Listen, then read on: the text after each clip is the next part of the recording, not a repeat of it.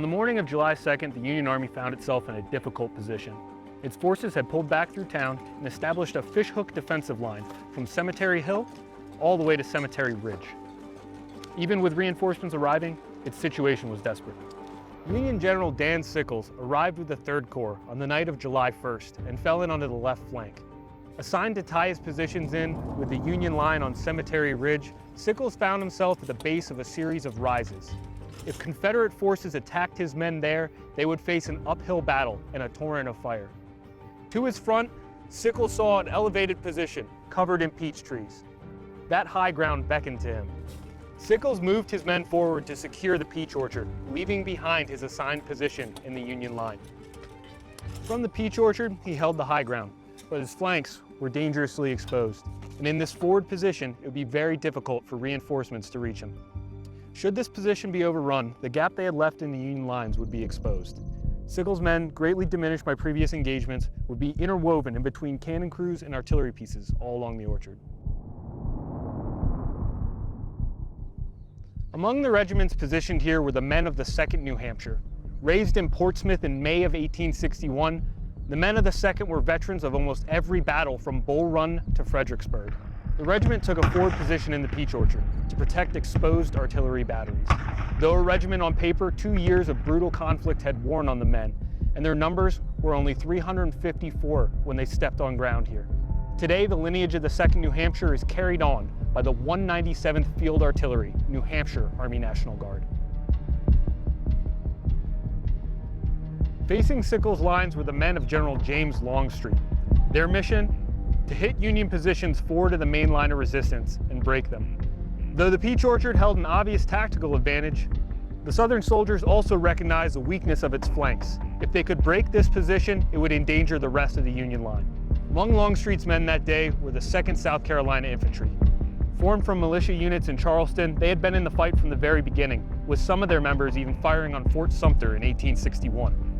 Part of Kershaw's brigade, the 2nd South Carolina would push across this ground to attack the peach orchard. Today, the 2nd South Carolina's lineage is carried on by the 118th Infantry, South Carolina National Guard.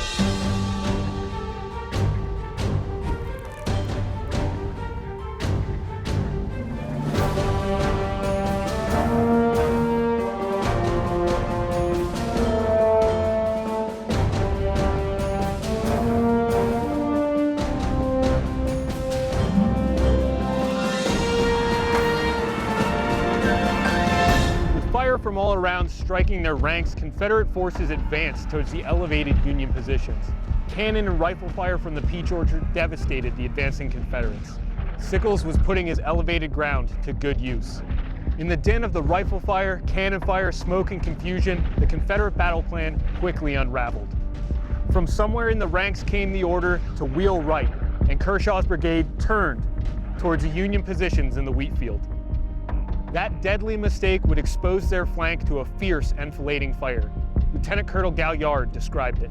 The directions we received required us to dress to the right, so that this regiment would face to the right, and then to the front.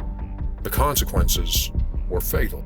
From their position in the Union lines, the men of the 2nd New Hampshire saw fellow New Englanders from the 3rd Maine skirmishing with nearby Confederate forces. As the Mainers fell back, the New Hampshire soldiers saw the opportunity presented by that ill-fated Confederate order, and Kershaw's Carolinians crossed right in front of their position.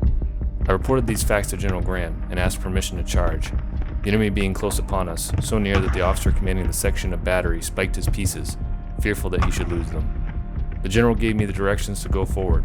When I gave the order, my regiment started immediately and advanced 150 yards at a run with a yell and such impetuosity as to cause the enemy to retire to a ravine 250 yards in our front, where they were covered from our fire. When I directed the fire of my battalion of the left oblique by the flank at about the same distance, my fire was so galling, assisted by that from the 3rd Maine, which had come up and taken part upon my left, as to cause them to break and seek shelter. Under the hail of the 2nd New Hampshire's overwhelming fire, Lieutenant Colonel Franklin Galliard remembers. We were, in 10 minutes or less, terribly butchered. A body of infantry to our left opened on us, and as a volley of grape would strike our line, I saw half a dozen at a time knocked up and flung to the ground like trifles. It was about that short a space of time we had about half our men wounded or killed. It was the most shocking battle I have ever witnessed. Though their assignment was to protect these guns to the rear, the commander of the 2nd New Hampshire evaluated the developing tactical situation, saw an opportunity, and took it, although not without cost. Their attack startled the Carolinians. They had not expected any fire from that direction, and certainly not a mass of charging infantry. As they poured fire into the ranks, the Carolinians fell back to Rose Farm and took cover. The casualties were tremendous. Some, like the 2nd South Carolina, pushed forward towards the wheat field and took cover in the trees there. They would leave 50% of their men behind on the field as casualties. Though the attack of the 2nd New Hampshire had been successful, a new threat emerged from the west. Advancing forces crashed into the salient and buckled the line.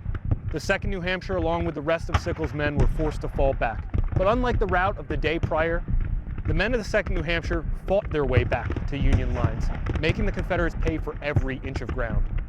The already shrunken ranks of the 2nd New Hampshire suffered an additional 158 casualties at this position, nearly another half of their number. As the Union line at the Peach Orchard collapsed, the mounting Confederate forces exacted great tolls from the beleaguered 3rd Corps troops. From their position here in the Peach Orchard, it was a long movement back to the main Union line. Fearing the loss of an entire corps, regiments were dispatched from the main Union line to screen the retreat of Sickles' men. Among those units were the 1st Minnesota, who successfully advanced and countered the Confederate attack, but at great cost. The 1st Minnesota would lose 80% of their men in that action. Fighting would continue elsewhere for the rest of the day, with the main Union line holding along Cemetery Ridge. There is much more to the story of the Peach Orchard, but it holds some important lessons for leaders of today. When taking initiative as a leader, it is important to understand the commander's intent.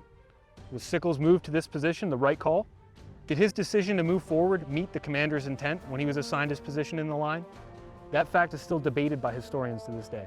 Though he took the high ground and used it to his advantage, his tactical decision that day had many consequences, and his men paid dearly for it. The commander of the 2nd New Hampshire also deviated from his plan that day. He was assigned a role in defense, but when an opportunity exposed itself, he took advantage of it. He and his men saw firsthand that sometimes individual initiative can have an important effect on the fight.